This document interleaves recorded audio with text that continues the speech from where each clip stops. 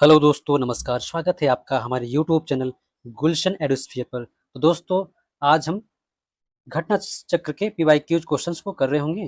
तो इसमें हम क्या करें, मौर्य काल, गुप्त काल, वर्धन काल और राजपूत काल के महत्वपूर्ण टॉपिक्स जो भी पीवाईक्यूज में पूछे गए हैं, तो उनको हम आज कवर करेंगे इस एक वीडियो में। इससे पहले एक वीडियो हो चुकी है, तो जिन दोस्तों ने उसको नहीं देखा है, तो यूपी ट्रिपल एस सी पेट पीवाईक्यूज के नाम से वो प्लेलिस्ट में, तो आप वहाँ जाकर के देख सकते हैं डायरेक्ट। और जिन दोस्तों को डिस्क्रिप्टिव और एमसीक्यूज इंपॉर्टेंट क्वेश्चन देखने, तो मैंने हिस्ट्री की सीरीज में एक प्लेलिस्ट बनाई है, तो हिस्ट्री की सीरीज में वो सारी वीडियोस सेव हैं, उनको देख सकते हैं। आपका काफ़ी नॉलेज बूस्ट होगा, आपके लिए बहुत हेल्पफुल होंगी। ओके, तो चलते हैं दोस्तों, बिना टाइम गवाए अपने घटना चक्र सीरीज की तरफ। तो दोस्तों, ये रही अपनी घटना चक्र P Y Qs. Okay, P Y Qs में हम देखेंगे पहला जो टॉपिक है, मौर्य वंश। मौर्य वंश में क्या है, सम्राट अशोक जो यूपी ट्रिपल एस सी पेट में सम्राट अशोक के बारे में ही क्वेश्चंस रेज होते हैं। ओके, तो पहला क्वेश्चन है, आप देख सकते हैं। तो मेगस्थनीज जिन्होंने भारत के बारे में प्रसिद्ध ग्रंथ इंडिका लिखी है, वह मूल रूप से किस देश के थे? तो किस देश के थे? ग्रीक। क्या थे? ग्रीस के निवासी थे। तो इनकी जो बुक है इंडिका, तो इसमें क्या है, मौर्य वंश के प्रशासनिक प्रशासनिक ढांचे को दिखाते हैं, है ना। प्रशासनिक ढांचे को की जानकारी देता है। सामाजिक जीवन है, सामाजिक संरचना। तो ये क्या कहता है कि मौर्य काल में क्या है, समाज जो है, समाज 7 वर्गों में बटा था ना। ये 7 वर्गों में दिखा था। ओके, तो बहुत इंपॉर्टेंट क्वेश्चन है। आप देख सकते हैं इंडिका और मेगास्थनीज के बारे में कितनी बार आ रहा है। तो यहाँ देखिए, 2021 में ये पिट में भी पूछा गया कि मौर्यकालीन भारत के विवरण वाली इंडिका के लेखक कौन थे। तो आप देख सकते हैं, इसका हो जाएगा आंसर मेगास्थनीज, ऑप्शन डी, है ना। तो देख सकते हैं कितना इसका महत्व है। विशाख दत्त द्वारा लिखित मुद्रा राक्षस कौन सी भाषा में लिखी गई है? तो विशाख दत्त मुद्रा राक्षस किस लैंग्वेज में, किस भाषा में लिखते हैं? तो इसकी भाषा क्या थी? संस्कृत। ओके, संस्कृत में मुद्रा राक्षस लिखी जाती है। तो ये इसमें क्या है, मौर्य मौर्य काल के बारे में वर्णन मिलता है ना। नेक्स्ट, यहाँ पे देखो, नगर पालिका प्रशासन की एक विस्तृत प्रणाली की स्थापना के लिए निम्नलिखित में से सबसे प्रसिद्ध राजा का नाम बताइए। इसमें नगर पालिका प्रशासन की एक विस्तृत प्रणाली की स्थापना करने वाला कौन सा प्रसिद्ध जो फेमस शासक है, कौन था? इसका हो जाएगा answer option D, Chandragupta Maurya. Okay, Chandragupta Maurya. निम्नलिखित में से किस संप्रदाय में बिंदुसार की रुचि थी? तो बिंदुसार किस संप्रदाय का अनुयायी था या उसमें अपना इंटरेस्ट शो करता था? तो इसका किस संप्रदाय में इंटरेस्ट शो होता था? आजीवक, है ना। ये आजीवक था। और इसका जो है, इसका एक उपनाम है। क्या है उपनाम? इसको अमित्र घात कहा जाता है। क्या है? अमित्र घात। अमित्र घात, इसको अमित्र घात के नाम से भी जानते थे, है ना। इसका जो आ, ग्रीक भाषा में इसको, यानी ग्रीक लेखक जो है अमित आर्किमिडीज कहते थे। क्या कहते थे? आर्किमिडीज। आर्किमिडीज बोलते थे। तो इसी का ये संस्कृत वर्जन, क्या है, संस्कृत वर्जन, ये संस्कृत भाषा का नाम है ना। ठीक है, ये संस्कृत है और ये यूनानी। क्लियर। इसमें फैक्ट है कि इसका आजीवक का जो संस्थापक था, कौन था? मखली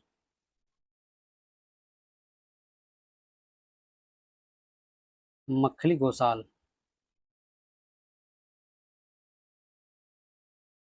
ठीक है, सम्राट अशोक का कौन सा शिलालेख कलिंग पर उसकी विजय का उल्लेख करता है? तो कौन सा शिलालेख है जो कलिंग पर उनकी विजय का उल्लेख करता है? तो वो कौन सा है?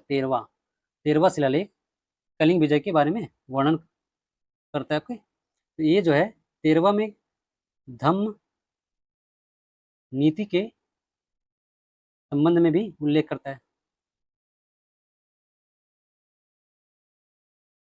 क्लियर? नेक्स्ट क्या है? अशोक के आक्रमण के दौरान कलिंग यानी पूर्वी प्रांत की राजधानी कौन सी थी? तो पूर्वी प्रांत यानी कलिंग की राजधानी कौन सी थी? तो तोसली थी। तोसली कलिंग की राजधानी थी। तो इसको क्या है, हमने अपने जो भी सीरीज चलाई थी हिस्ट्री सीरीज में, ये सारे क्वेश्चंस कवर हुए हैं। आप उसको देखेंगे तो बहुत सारे क्वेश्चंस आपको मिल जाएंगे।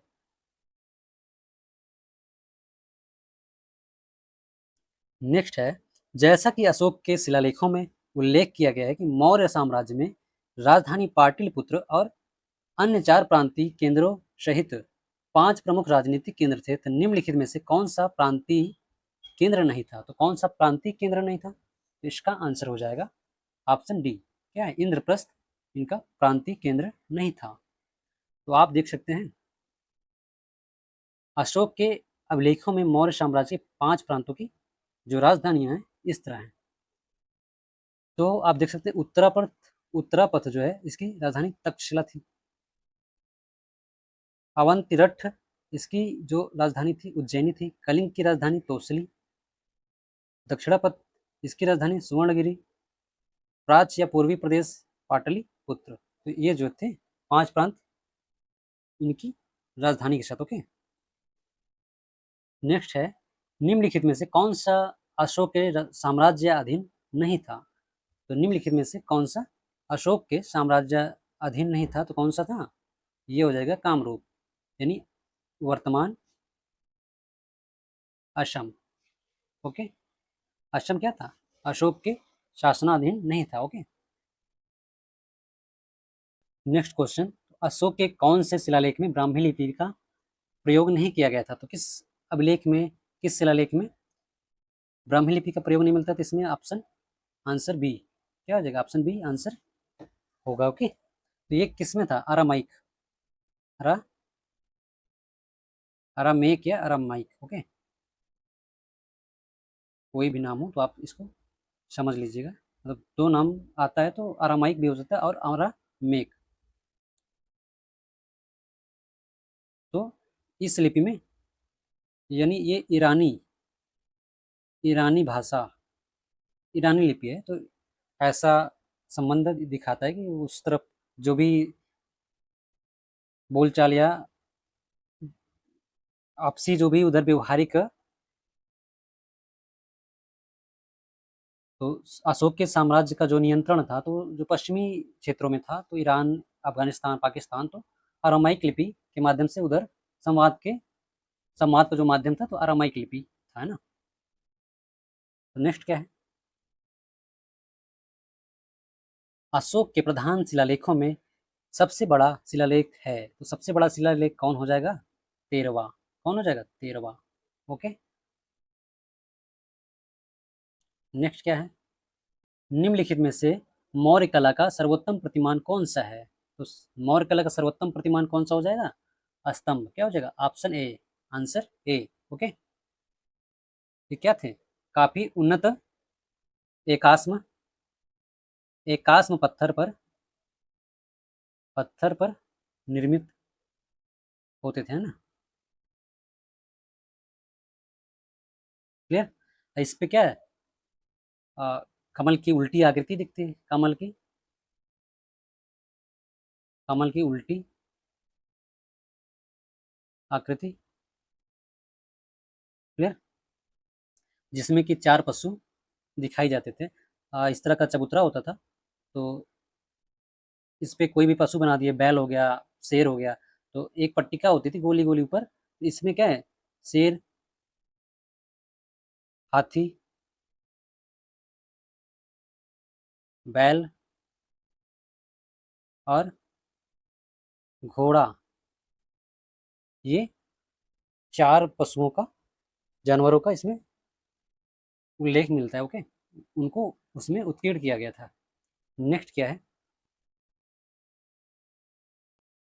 अशोक का सिंह चतुर्भुज स्तंभ शीर्ष एक स्तंभ पर था, तो किस स्तंभ पर था? ये सारनाथ के स्तंभ पर देखने को प्राप्त होता है ना। तो सारनाथ का जो बौद्ध स्थल है, अभी आप देखोगे लेटेस्ट न्यूज है, सारनाथ का बौद्ध स्थल, ये क्या है, लेटेस्ट लेटेस्ट यूनेस्को साइट है इंडिया की। ओके, भारत की। क्लियर। तो यहाँ पे आप देखो, प्रश्न है, मौर्य अर्थव्यवस्था मुख्य रूप से पर निर्भर थी, तो किस पर निर्भर थी? तो मौर्य जो अर्थव्यवस्था थी, कृषि पर आधारित, मुख्य रूप से कृषि अर्थव्यवस्था के रूप में जानी जाती थी। ओके, नेक्स्ट है, देव नाम प्रिय नाम किसे दिया गया था? तो देव नाम प्रिय किस शासक का उपनाम था? तो ये हो जाएगा आंसर ऑप्शन बी, क्या है, अशोक। तो अशोक को देव नाम प्रिय यानी देवताओं का प्रिय, देवताओं का प्रिय, तो इस तरह का जो अलंकरण है अशोक को दिया गया था।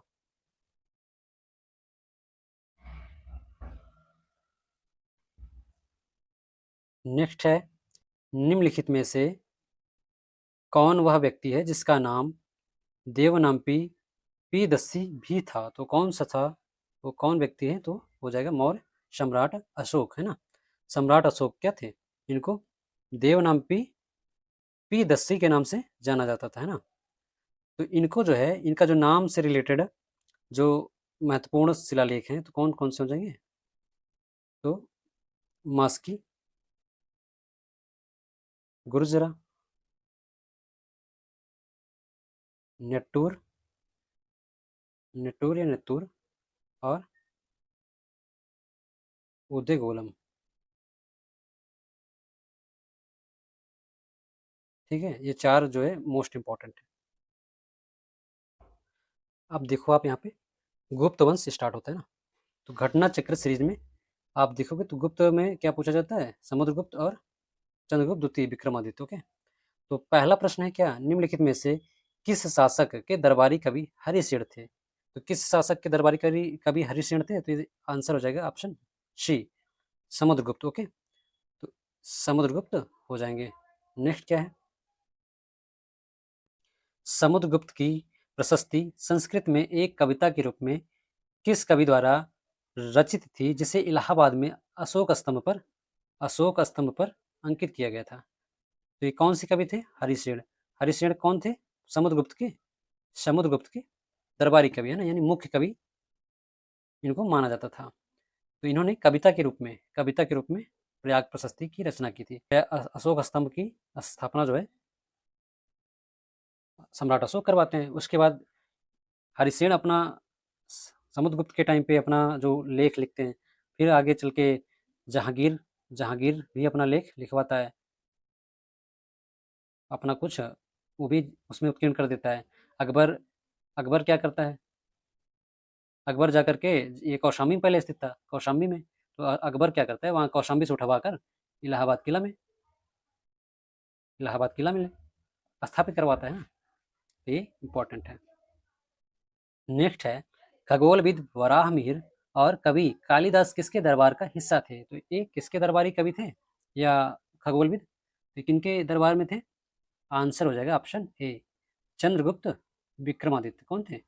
विक्रमादित्य चंद्रगुप्त द्वितीय, इनके दरबार के ये नवरत्न थे। क्या थे? नवरत्न।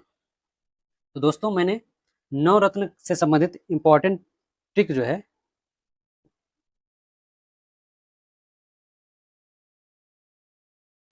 एक जो कंप्लीट मैंने क्या है, समुद्रगुप्त से संबंधित या गुप्त काल के बारे में जो भी वीडियो बनाई, थ्योरी पार्ट में, पार्ट 1 या सेकेंड हो, तो उनमें मैंने इसकी व्याख्या की है और ट्रिक बताई। तो उसको आप जाकर के एक शॉर्ट वीडियो भी पड़ा हुआ है, शॉर्ट वीडियो में आप देख लेंगे तो वहाँ भी आपको मिल जाएगा। तो आप उसको देखेंगे तो आपके दिमाग में एकदम ट्रिक बैठ जाएगी। तो सारे जो नवरत्न हैं, चंद्रगुप्त विक्रमादित्य के जो भी 9 रत्न हैं, आप उनको एकदम टिक से अच्छे से याद कर पाएंगे। आप कभी उसको भूल नहीं पाएंगे, क्योंकि इसमें बहुत कन्फ्यूजन होता है कि हाँ कौन से नवरत्न थे। अगर किसी का नाम दे दिया तो हम भूल जाते हैं भाई उनका नाम क्या था। तो ये बहुत कन्फ्यूजिंग होता है भाई, कोई इसको याद नहीं करता है। मैंने उसकी ट्रिक बनाई है जो आप एकदम आसानी से याद कर सकते हैं। नेक्स्ट है क्वेश्चन है, यहाँ पे आप देखोगे अभिज्ञान शकुंतलम किताब के लेखक कौन थे। तो यहाँ पे अभिज्ञान शकुंतलम किताब के लेखक कौन हो जाएंगे। आंसर हो जाएगा, answer option C, Kalidas. Kalidas की और रचनाएं क्या हो जाएंगी। विक्रमो वर्षियम, विक्रमो वर्षियम, वर्षियम, क्लियर। और रघुवंशम हो गई, रघुवंशम। और क्या है, मेघदूतम। तो ये इंपॉर्टेंट रचनाएं हैं। ओके। मालविकाग्निमित्रम पुस्तक किसने लिखी थी। मालविकाग्निमित्रम पुस्तक किसने लिखी, कालिदास, है ना, कालिदास। तो ये किसके बारे में जानकारी देती है। पुष्यमित्र, पुष्य मित्र के पुत्र अग्निमित्र और मालविका कौन है, इनकी प्रेमिका थी मालविका, क्लियर। इनके बारे में उल्लेख।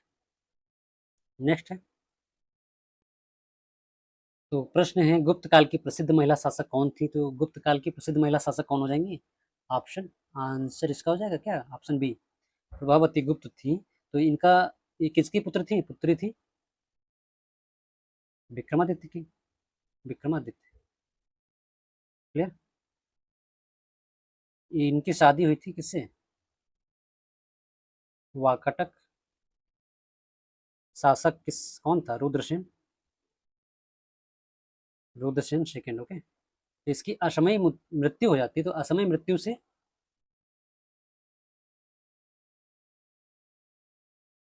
शासन व्यवस्था देखने वाला कोई नहीं था, फिर ये शासन की बागडोर संभालती। इनका छोटा पुत्र होता है, तो छोटे पुत्र को संरक्षण देते हुए ये शासन का कार्यभार देखती है। ओके। नेक्स्ट, चंद्रगुप्त मौर्य के इस प्रसिद्ध राजनीतिक सलाहकार को निम्नलिखित में, निम्नलिखित सभी नामों से जाना जाता था। सिवाय इसके, मतलब इसके अलावा उसको किस किस नामों से जाना जाता था। तो कौन राजनीतिक सलाहकार थे, चाणक्य थे। इनका और क्या क्या नाम था, कौटिल्य भी था और विष्णुगुप्त भी था। तो इसका आंसर क्या हो जाएगा, आंसर ऑप्शन डी, इसको समुद्रगुप्त नहीं कहा जाता था। ये बाकी 3 नाम से जाना जाता था। ओके। नेक्स्ट,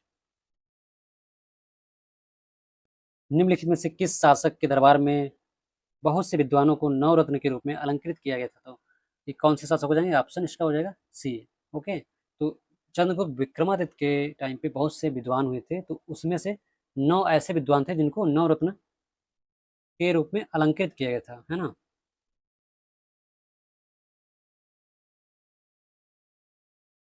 भारतीय इतिहास में धनवंतरी कौन थे। तो धनवंतरी कौन थे, ये क्या थे, चंद्रगुप्त विक्रमादित्य की सभा को सुशोभित करने वाले प्रसिद्ध चिकित्सक थे। कौन थे, चिकित्सक। ये नवरत्न में शामिल थे। ओके। तो नवरत्न में आप देख लो कौन कौन थे। तो हो जाएंगे, जैसे एक हो गए कालिदास, कालिदास, अमर सिंह, अमर सिंह छपड़क, छपड़क हो गए, घटकरपर हो गए, वराहमिहिर हो गए,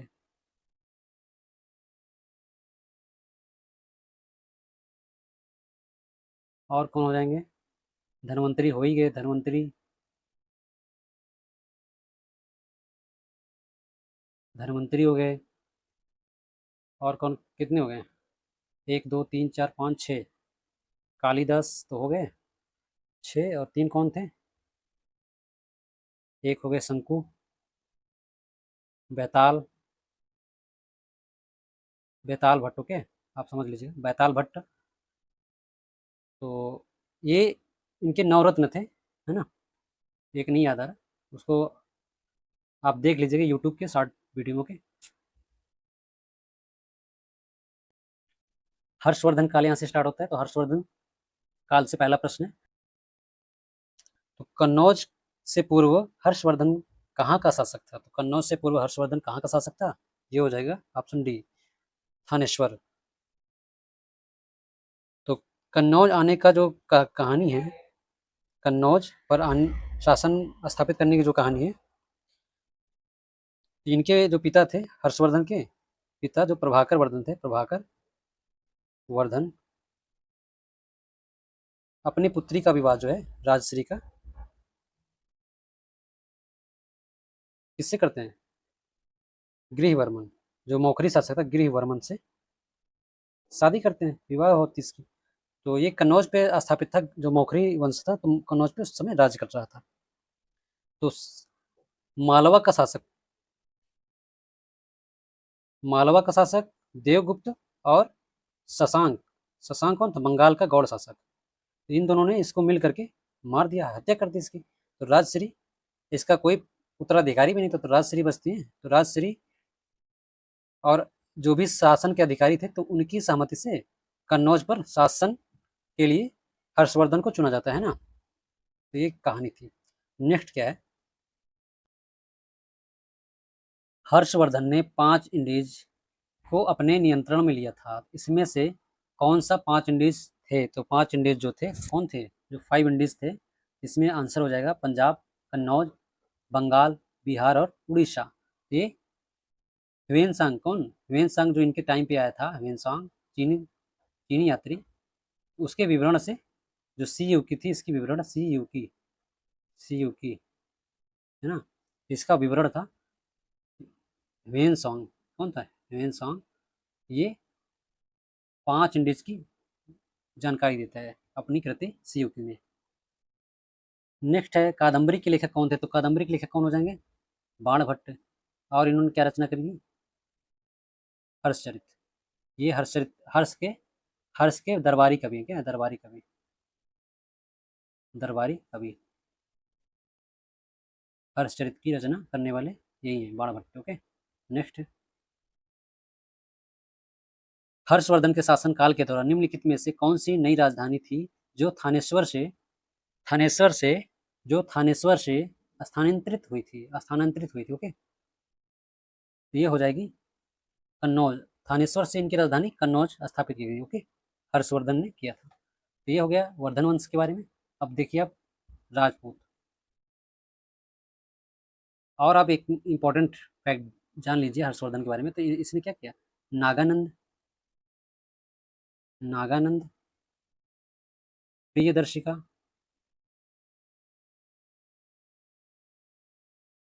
और रत्नावली की रचना की थी ना, रचना करने वाला शासक। ओके। नेक्स्ट है राजपूत काल, प्राचीन भारत विविध। ओके। तो राजपूत काल में आप देखो, सिंचाई के लिए 16 मील लंबी चोल झील का निर्माण इनमें से किस शासक ने करवाया था? तो चोल झील का निर्माण कौन शासक करवाया था?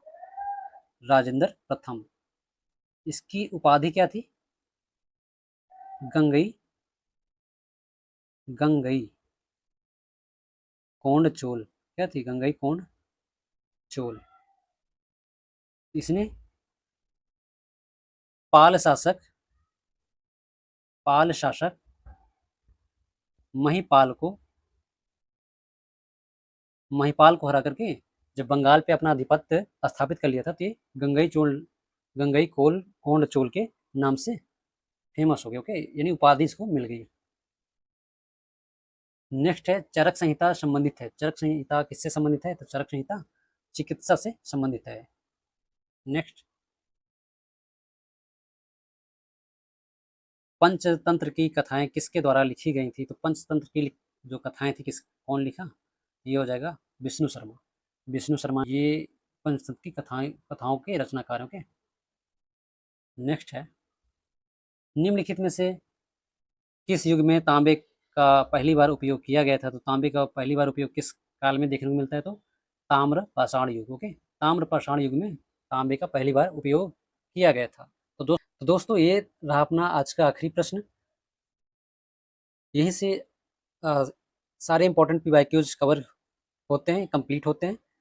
तो दोस्तों कैसा लगा ये आज का वीडियो, बताना ना भूलें। अगर वीडियो पसंद आया हो तो लाइक करें, शेयर करें, सब्सक्राइब करें। साथ ही बने रहें हमारे चैनल के साथ। मिलते हैं नेक्स्ट वीडियो में नेक्स्ट टॉपिक के साथ।